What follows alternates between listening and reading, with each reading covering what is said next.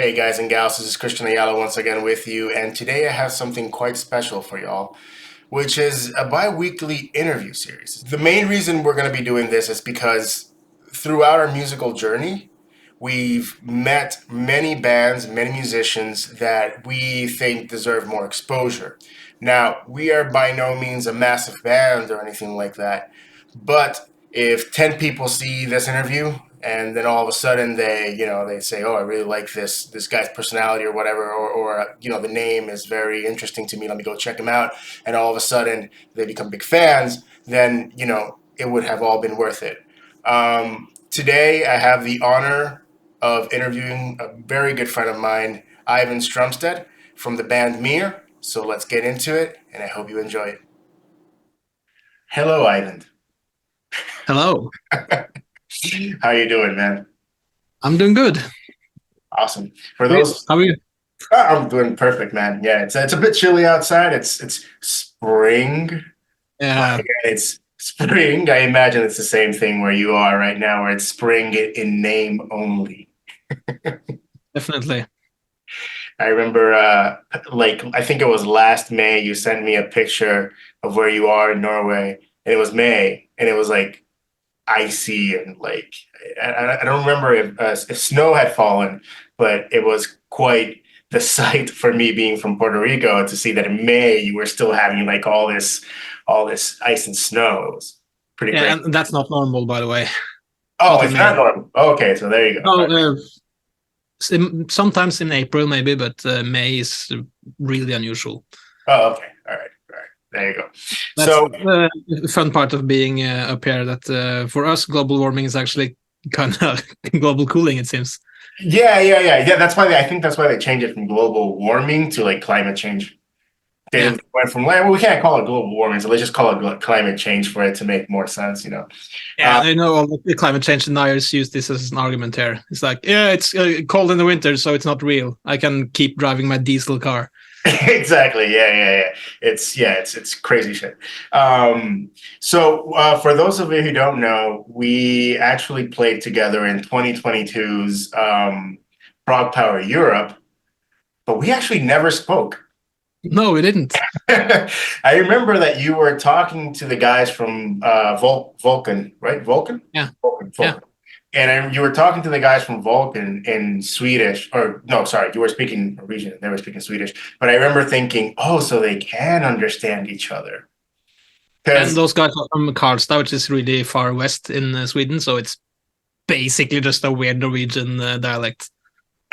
I don't know, yeah, would they see it the same way, or would they say, like, you guys are speaking Probably not. exactly. No, they speak a weird Swedish dialect. Yeah. Yeah. I can understand that 100%. Yeah. So we actually didn't speak. I spoke to your wife, Johanna. Is that how you pronounce her name in Johanne, yeah. No, okay. So I spoke to your wife quite a bit, but I never spoke to you. You were too busy like talking to the other guys. Didn't want to seem like a weird guy. Hey man, just interrupt. I always remember you played right before us in Prog Power, and that's when I learned a very valuable lesson in life. Never play after the band you want to see. Because what Yeah. happened was we were all pumped up to see you guys. We were all pumped up to see you guys. And then it ended up like we ended up almost not being able to do shit because we had to go backstage. You guys were playing, and I was so nervous. I was, practicing all the songs and acoustically, so to speak, with my electric guitar. And I remember that I picking up the pieces. I kind of like looked out the door a little bit, and for Beehive, I think you guys played as well. Yeah, Beehive as well. Kind of looked out as well just to see you guys play it. Um, but man, that was one of the drawbacks of going right after you guys. Besides, going after you guys, which is never a fun experience. I remember, always wanting to play like late in the evening before. But now I'm starting to change a bit. Like we did the midwinter in Utrecht now in February, and Yeah. we were first in the afternoon, so we played at I think it was 1:45. And then afterwards, you had the whole day off and could just walk around the festival and enjoy the shows. It was really good, actually.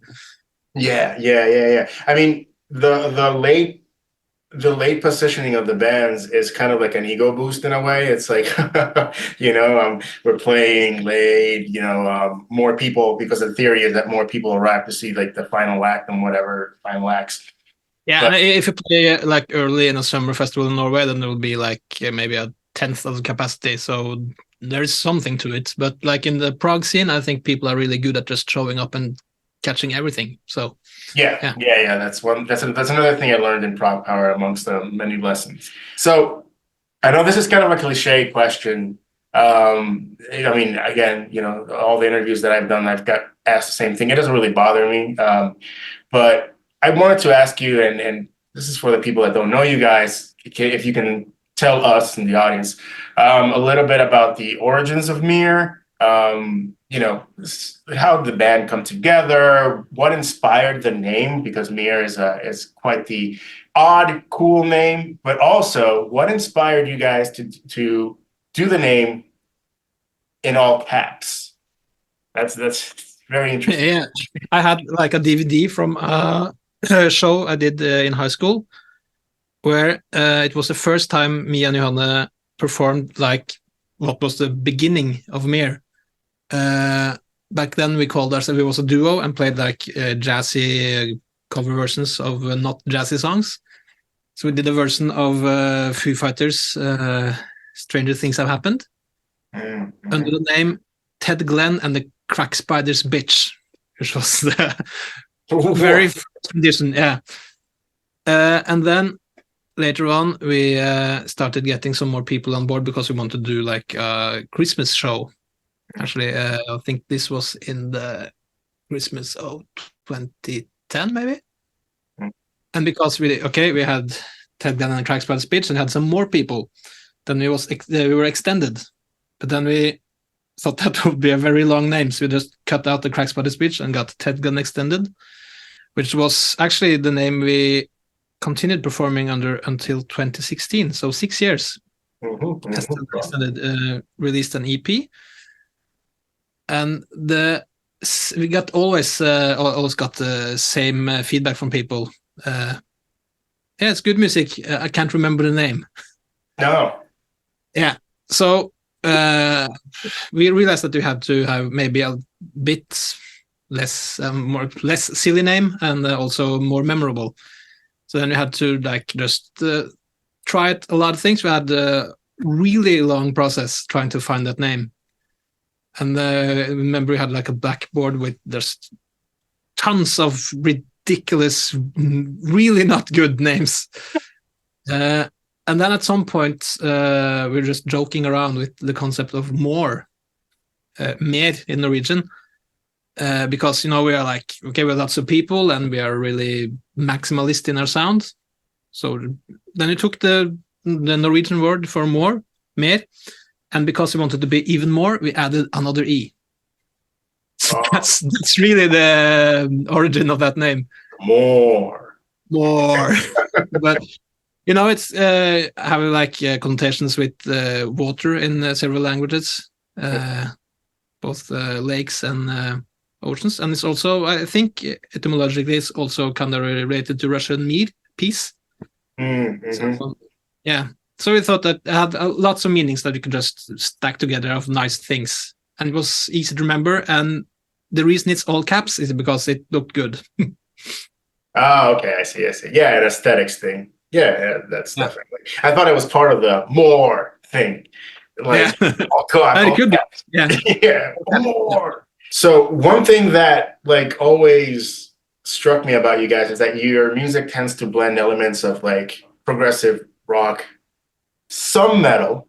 Maybe you don't agree with me, but some metal, and even kind of like, well, orchestral chamber music seems to be there as well, maybe, if you consider it, orchestral chamber music, and electronic music in a way.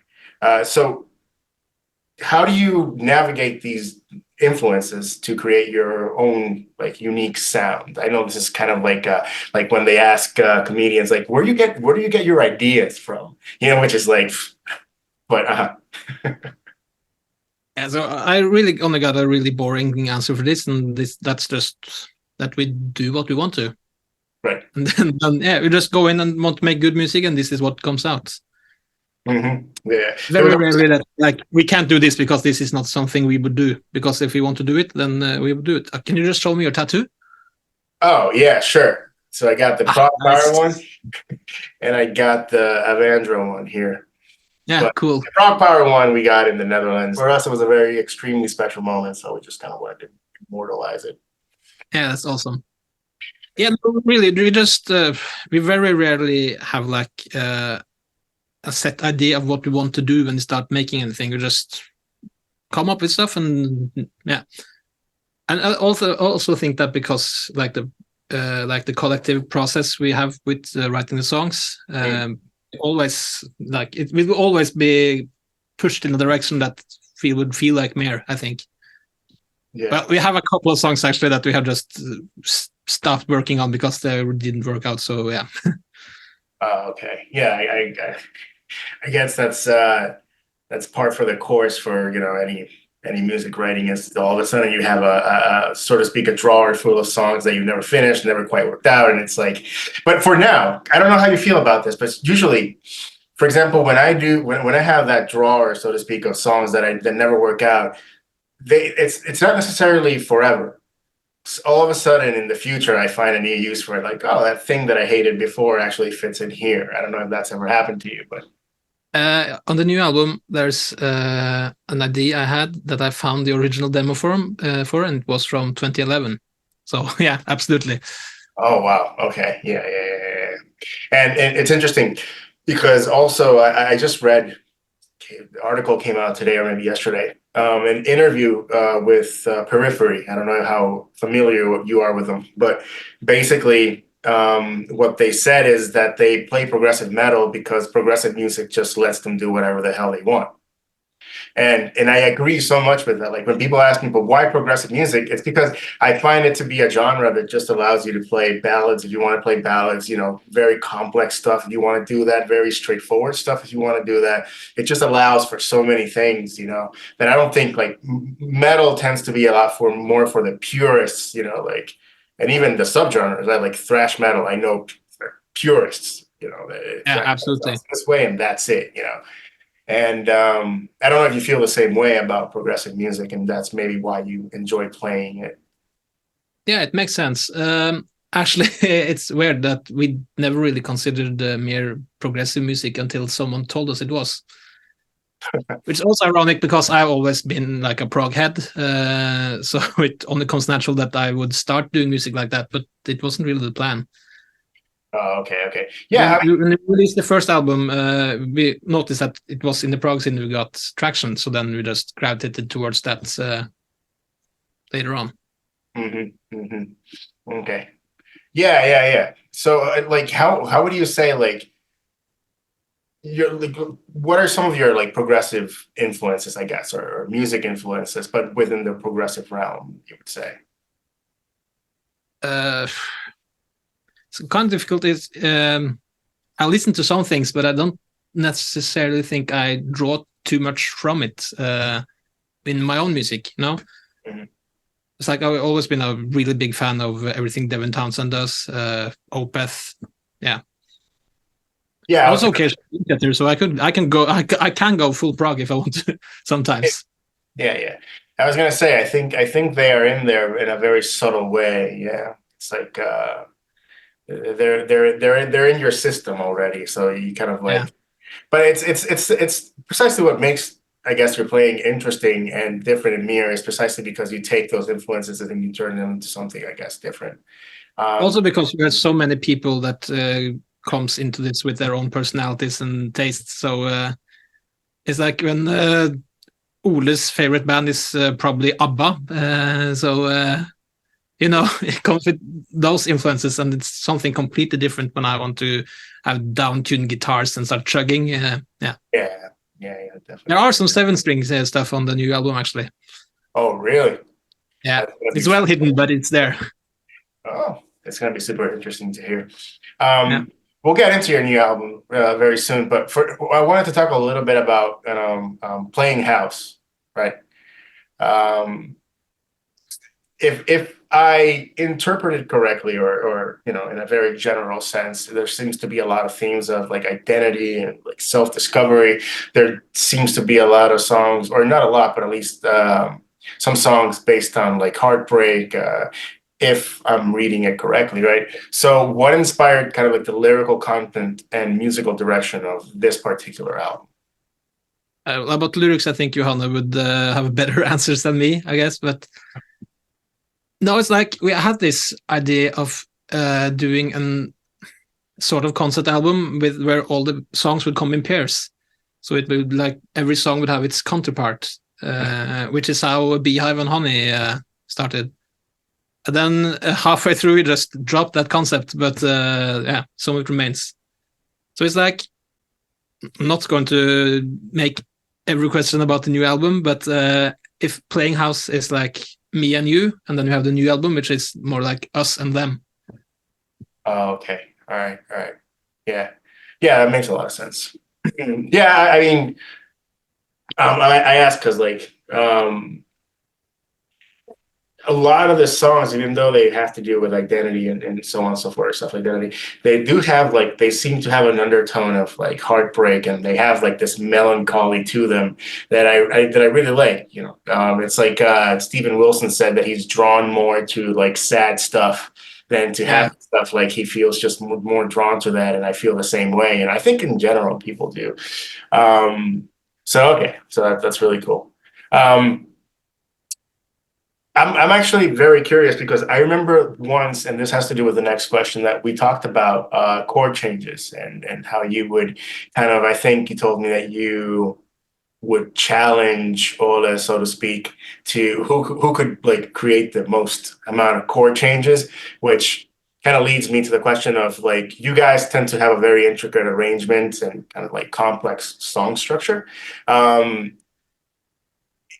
is the songwriting process what you mentioned about like it's almost like you're challenging each other to see who can write the most like intricate and more complex song structures, not necessarily in the technical aspect, even though all it has some really crazy stuff. um, and how do you approach creating such dynamic compositions? so we really do believe in letting the song take us where it wants to take us. Mm. That way. Yeah. Um, so it's not like we like go in for trying to do something intricate, but sometimes you have like we want to see how many chord changes you can do over a single tone without it sounding dissonant, for example. So it's like the whole interlude part of Lay It Down with the violin and bass melody. Mhm. It was just like see, okay, how many chords can we do with a G in all of the chords? So it's like a little exercise, I guess. Yeah, okay, so it's a combination of exercise and songwriting, which is always, yeah, I try to do the same thing. I don't like, for example, for me, obviously my band does a little bit more, on the, I like to make it a little bit more on the complex side of things, like because I like to challenge myself on that technical and the complex and the technical sense is what I mean. Which I, all the crazy shit that we enjoy playing. And I guess I've never been a fan of practicing without purpose. I don't know if I understand, if you understand, um like if I'm playing chords and whatever, and or if I'm playing a specific riff that's very complex, it's because I'm probably going to use it in a song. Yeah, It's not because I'm practicing it just because of the sake of practicing it, because without a purpose. Which means that I like to make exercises that sound good enough to be in a song. And I guess you kind of see it the same way from a kind of like complex chord progression type of way, maybe. yeah, Yeah, absolutely. which is really cool. You waste a lot less time as well, because that's one thing I hate about practicing just anything is all the wasted time. So one thing that I've always kind of like asked, or not asked, but like I guess conversed about with the other members of the band and other people that really enjoy your music is the Scandinavian roots aspect of it. Like you guys being from Norway, do you find that those roots influence your music in any specific way? And if so, how? I don't think we necessarily think that it does, but it probably really does. It's like it's really hard to tell because being Scandinavian is all we know. So yeah, Yeah, I yeah, guess there's something about the whole like cold, yeah, the songs being a bit more on the sad side. Yeah. yeah. Okay, it's like mhm. Mats always tries to sneak in some Latin rhythms and stuff, and we tend to stop him when he does that. Yeah, drummers. Drummer Yeah, till the end. They always try to. Adrian from our band also did the same thing. He would like, what about this? More Latin rhythm, and it's like, yeah, I don't know how that makes it, but I mean, it can work. I mean, if you've ever heard, there's an Opeth song on the album Damnation. I cannot remember for the life of me which song it is, but it has it ends with almost like reggaeton yeah. type of rhythm, and Uh, oh, it's yeah, I can't remember that, to be honest. yeah, But it ends with that, and then and we always found that really funny because coming from Puerto Rico where reggaeton is like it comes from Puerto Rico, and that type of rhythm is very kind of like overused. When we heard it yeah. in the Opeth song, I remember when I heard it in the Opeth song when I was like 18, I was like, "What the hell?" Oh, This sure. is closure. Yeah, Closure? yeah, I think so. Yeah. Oh, okay. Yeah, probably. I can't remember the songs like the names because it's one of these albums that it's so ingrained into my system that I just don't hear it anymore. But it's there. Like every time I write music, it's like, oh, this sounds kind of damnation, Yeah. So I mean, the Latin rhythms can work, I guess, and I think Martin Lopez brought a lot to that to Opeth, so it can transfer it to other stuff definitely. So, but yeah, that's interesting. So Mm. this is one that I've been curious as well. It's like you guys are usually very much praised by your live performances. Like if when I said at the beginning that following you guys is not fun is because you guys tend to put on like this really amazing show. And afterwards, the band that comes after is going to feel like crap. I have to top this. How the hell am I going to do that? So how do you translate the intricacies of the studio recordings into a live setting? So the whole thing about playing house actually, when it came from the first album where we had lots of extra musicians and did very much huge things we couldn't necessarily reproduce live. When we came into playing house, we wanted to do like more band oriented songs that were like more like the energy we had live.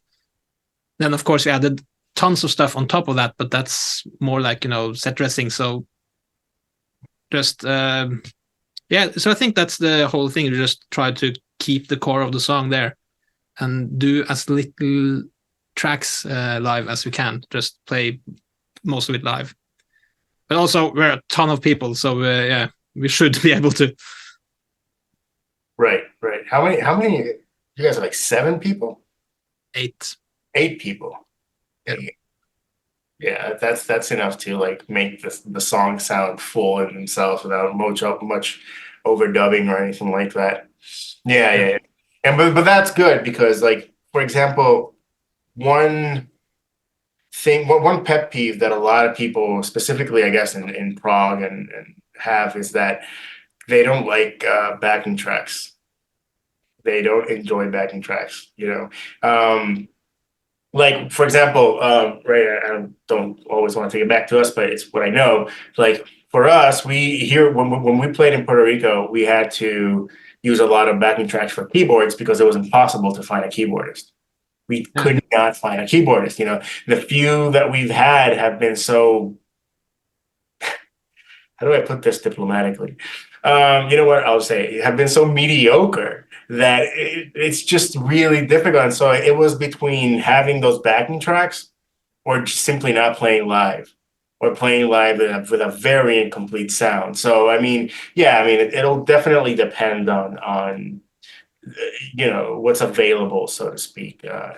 You guys have eight, so even live, you guys are going to sound really good. Because I think that Johanna's brother, Knut, right? Yeah. Yeah, he plays something live as well, right? He doesn't just sing. Yeah, it plays like additional keyboards and Right, right. some stuff. Yeah, but we also do use some live tracks actually. But we have like this rule that says that the moment we can't play the song because the tracks aren't working, we should stop using tracks. So we try to have like, yeah, it's just the extra little spice on top and not really like the fundamental part of the song. Right, there's not an over reliance on them. Yeah, no, absolutely Yeah. not. Just to make it a bit fuller and just over the top. Yeah, that's definitely, I guess, the goal of many bands is they have to use backing tracks to make it as less, as less necessary as possible. Yeah, it's also because today so many people use it that that's what the audience is used to hearing. So if you want to try to compete with that, it's a point to try to sound as good as possible. Very, very much. So going back to Playing House, to that album, that was released, and I'm interested because it was released during the pandemic, essentially, right? Yeah. It was released during which were times of like global uncertainty and change, and change. I kind of like saw a lot of the aspects of change within the album itself, like the comment or rather the lyrics of it. So how do you hope that music resonates with listeners, or how did you hope that music resonated with listeners during those challenging times? Did it have any connection at all, or was it you weren't even thinking about that? It wasn't like the main thing we thought about now, really. Also because the first album kind of went so much under the radar for everyone that we didn't really have that much expectations when we released Playing House. So that people actually liked it and noticed it, that was just a big bonus for us. But you have people coming over to us and say that like our songs have changed their lives and stuff, and that's I honestly have no idea how I'm going to reply to stuff like that. It's just really humbling to hear. Yeah, I totally get that feeling of what do you say to a situation like that. It's like great. And Norwegians are like maybe the worst in the world at taking compliments. So yeah. Yeah, yeah. I mean, I guess I'm kind of Norwegian as well because I like you guys. I just have no idea how to reply to that. I get so embarrassed. I get so shy. Like, Yeah. I guess a lot of it is also kind of like the imposter syndrome kind of creeps up.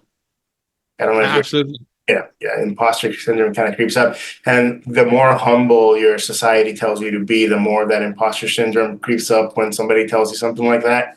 I'm not sure. I don't know if Norwegian culture is kind of like, where being humble is a virtue and kind of like espoused as you have to be humble. Like the Danish, for example, I've read a lot about that. Like they're very kind of like, don't think that you're better than anybody. Don't say that you're the best. This, don't do this and that. Yeah. Yeah. All right. So yeah, I mean, Yeah, that's very much a thing in Norway too. okay. Yeah, yeah. That's good. All to right. know. So MEER has garnered a strong following both in Norway and internationally. What do you think it is about your music that connects with such a diverse audience? Oh, that's a good question. I guess maybe just our whole sound is kind of diverse. It's like a bit for everyone in there. Which also because we're a diverse band. So yeah, back to the whole notion of our different influences put together in a big stirring pot, and something weird came out. Yeah. Yeah, something beautiful came out. Yeah, I like to think that we are doing something new. I keep hearing people comparing us to this band, that band, but I don't always hear that connection. What that's an interesting question. Like what bands do people tend to compare MEER with? Because I can't find a direct correlation. I mean, I guess for me, if I had to say something, it would be kind of like an anathema, but not. It's I don't know how to in the weather systems era, maybe. Not Yeah, in this new The Optimist era. So yeah, but it's like listening to Anathema, but not. Yeah. No, when we released Playing House, people were kept comparing us to Bent Knee and said that you have. I read a review that said we have too obvious influence from Bent Knee, which was really funny because none of us in the band had ever heard of them before when we released Playing House. But it was a really cool band to discover then. So yeah. So that's like when people compare us to bands. Yeah, I always enjoy it because then I have something new to check out. yeah, yeah, that's extremely true. Yeah, yeah. Ben, I hadn't thought about that connection. I mean, I don't know much about Bentley. I know that the guitarist has a really wacky, cool YouTube channel. Yeah. But besides that, I think his name is Ben, maybe or something. Or maybe I'm confusing Bentley with Ben. But anyway, Now it's he Ben and Courtney, Bentley. Yeah. yeah. Yeah. But is it what other bands have you guys been compared to? Because I'm like super curious now. Like, Yeah, what? I heard Anathema a lot. And I Okay. also heard people comparing us to Big Big Train. I guess because we are lots of people. I don't know. Just by sheer numbers, you're Yeah. compared to this other band. I don't know much about Big Train, so I can't really compare there. But yeah, again, for me, it would be kind of the anathema kind of weather systems time. But again, not really. It's just something slight. It's not really for me. You guys are kind of like distinct and in your own kind of like. I guess also the thing that people keeps throwing around is just James Bond songs because we have like this habit of just we have to actively work to not make our songs James Bond songs. I don't know how that happens. Wow, damn, that's a We're good one. just, yeah, really inclined to write James Bond songs. I don't know why. That is a very much new one. I hadn't heard that one before. And now when I listen to you guys, I'm probably going to be thinking like, could this be a James Bond song? Yeah. What movie could this work? Yeah, okay, okay. That's pretty cool. So, one of the last questions I have for you is looking ahead, what can fans expect from MEER in terms of like future projects and collaborations? Well, we have a very much finished new album coming out this summer. So I guess that's the first big one. Mhm. And then I hope there'll be lots of gigs coming up. Not too much to announce at the moment, but stuff are happening. Stuff is happening behind the scenes. So yeah. Yeah, that's great. So a little bit, I don't want to ask you too much about this new album because I don't want to, spoil anything, and I don't know how much you can say, for example, about it. I don't know as well. So So, I mean, if you want to answer, that's cool. But like, for example, what would you say? How would you compare this album with Playing House and your first albums? Like, what, like, direction wise, is it similar, different? well, if Playing House was more band oriented than the first one, then this one is uh, equally more band oriented than Playing House was. So we have like tried to analyze a bit what we like to do live and what kind of songs that got the best response, and we just wanted to try to just write a bunch of songs that are fun to play live, really. Okay, So okay. it's like it's a bit more on the more rockier side, I think. Yeah, more guitar on this album. It's interesting. Okay. Yeah, Even because guitar solo. Yeah. yeah. Because the last albums have had quite a few, really cool, like the end of picking up the pieces, which was kind of like a which for me was like, oh, where did that come from? But Yeah. it gave the song a really cool like contrast, and that's why, that's one of the reasons I guess people would consider you, you know, being very proggy is because of those type of things. I And like those really serious left turns that just come out of nowhere. yeah, exactly. I would imagine that sometimes people in the band kind of go like, okay, where did that come from?